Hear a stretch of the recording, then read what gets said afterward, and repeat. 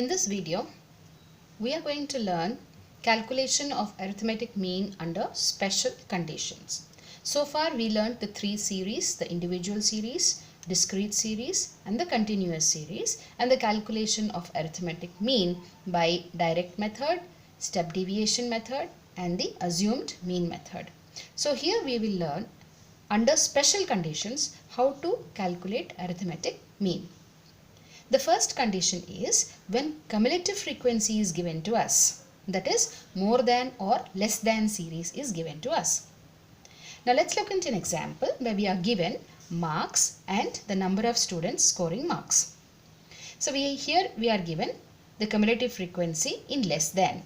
So less than 10, 3 students, less than 20, 10 students, less than 30, 20 students, less than 40, 25 students, less than 50, 28 students and less than 60, 30 students scored the marks. Now how to go about it, let us see. Step 1. Convert the cumulative frequency into ordinary series, that is the exclusive series as we usually do. Then find the midpoint to make it into a discrete series. And then we will follow the normal method to calculate arithmetic mean by assumed mean method or the shortcut method. So the first step is to convert it into exclusive series. So let's write down the class intervals. Less than 10, less than 20, less than 30. This is the class difference between one and the other is 10. So that means the class interval also should be 10. So we can very easily write the class interval 0 to 10, then 10 to 20, 20 to 30, 30 to 40, 40 to 50 and 50 to 60 because we have marks less than 60. So 50 to 60 would be our last class interval. Now we have to convert this cumulative frequency into normal frequency. So we will write frequency here. And then less than 10 there are 3 students. So here 0 to 10 we will get the normal 3. Then less than 20 it is 10 students. So 3 we have already included under 0 to 10. So 10 minus 3. 10 minus 3 is equal to 7. So here the frequency will be 7. And the next frequency will be 20 minus 10 because 10 have already scored less than 20. So 20 minus 10 which will give us 10. Then it would be 25 minus 20 equal to 5.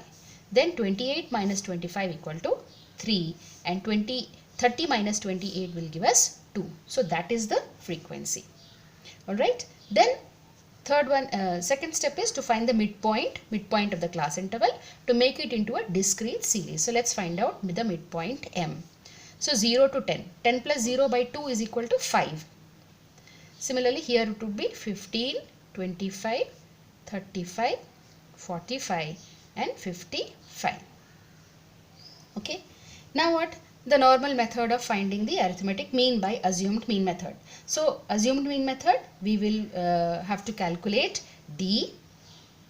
So we will first identify A and then calculate D which is equal to M minus A, and then we will find D dash which is equal to D by C.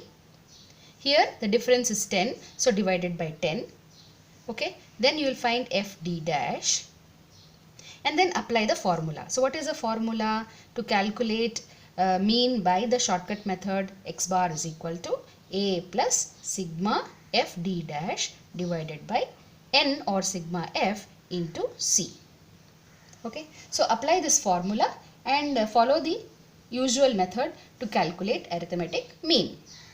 Now we look into the next special condition. The second special condition is when inclusive series is given to us.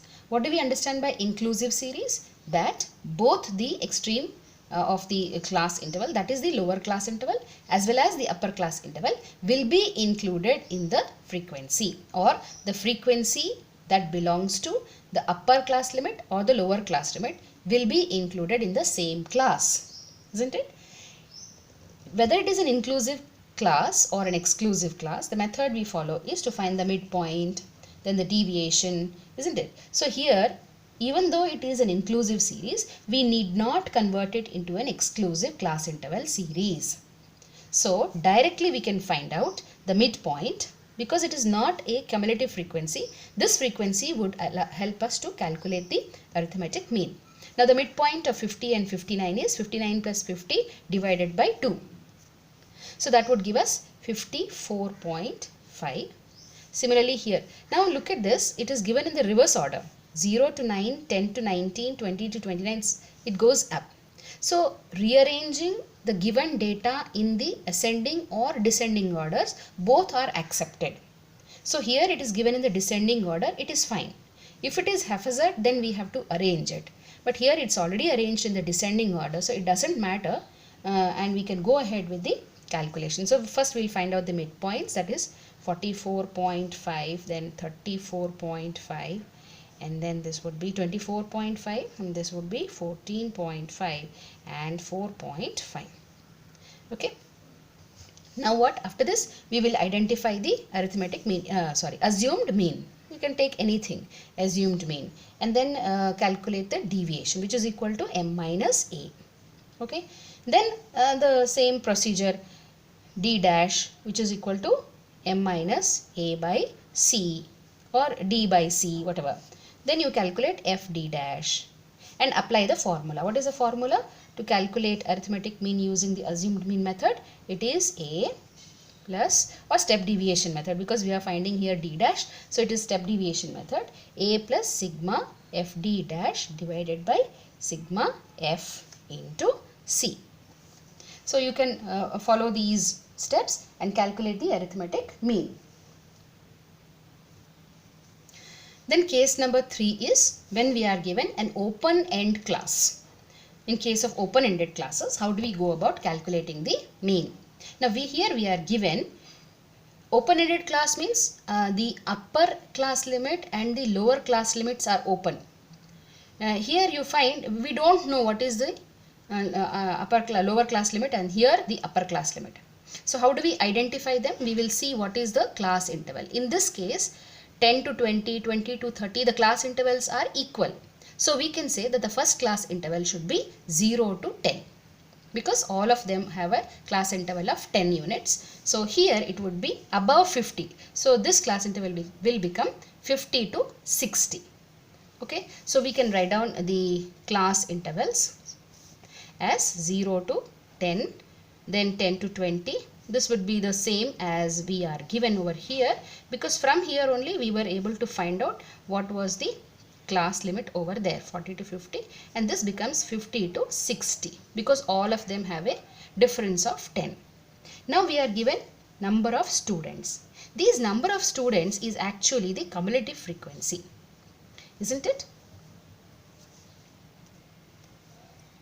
No, it is not cumulative frequency, because 0 to 10 4 students, 10 to 20 6 students, and so on. So now we have a proper class interval and the number of students, which forms the frequency. So what is our next step? To find out the midpoint. After finding the midpoint, what do? We will find the assumed mean. What is it here? 5, 15, 25, 30, 35, 40, isn't it? 25, 35, 45 and 55. Those are the midpoints. Then we will choose one assumed mean, and from here we will find deviation. From deviation we will find d dash. Okay, d dash is d by c, and then we will calculate the arithmetic mean by the usual formula. Okay, let's now look into the fourth method. The fourth is missing size or frequency. When mean is given, we will be given the mean and we have to find out the missing frequency. Okay, so here let us calculate the missing frequency for the data when the mean is 33. We are already given x bar, which is 33. Now the data given to us is as follows. X, that is the mark, is equal to 5, 15, 25, 35, 45, 55, and the frequency is given as 5, 10, 25, 30 x. So this is what we have to find out. That is a missing frequency, and this is 10. Okay, so we will follow the direct method to find out the mean. So in direct method we just multiply this, isn't it? F into x. So this gives us 5 into 5 equal to 25, 15 into 10 150, 25 into 25 625, 35 into 30. So that would be 1050. 1050. And 45 into x is 45x. So don't get worried when there is x, how do I multiply? We generally use our mathematical skills to write 45 into x is equal to 45x. That's all. 55 into 10 is 550. Now what is a formula to calculate mean by the direct method? It is, we know from our previous knowledge that x bar is equal to sigma fx by n or sigma f. Okay, so what is sigma f? We have to find out over here. So when we add this, you get 30, 40, 70, 80. So 80 plus this x.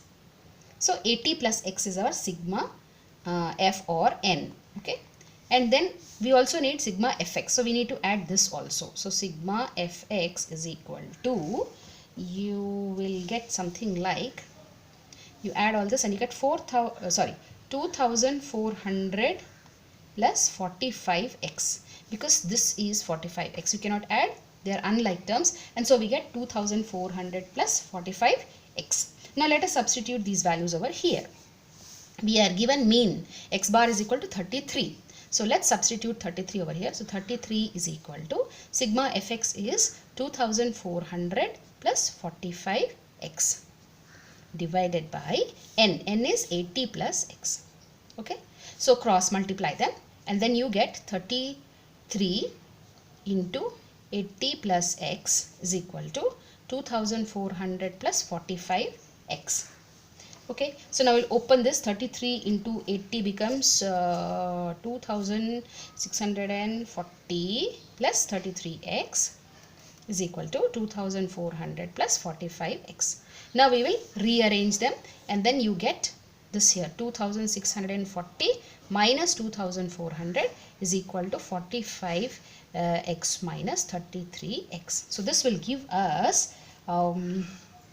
here you will get 240 equal to 12x. So continue here, x is equal to 240 by 12, which is equal to 20. Okay, so the missing frequency is 20. So the value of x here will be 20. Now since the video is getting too longer, I will discuss 3 more conditions in the next video.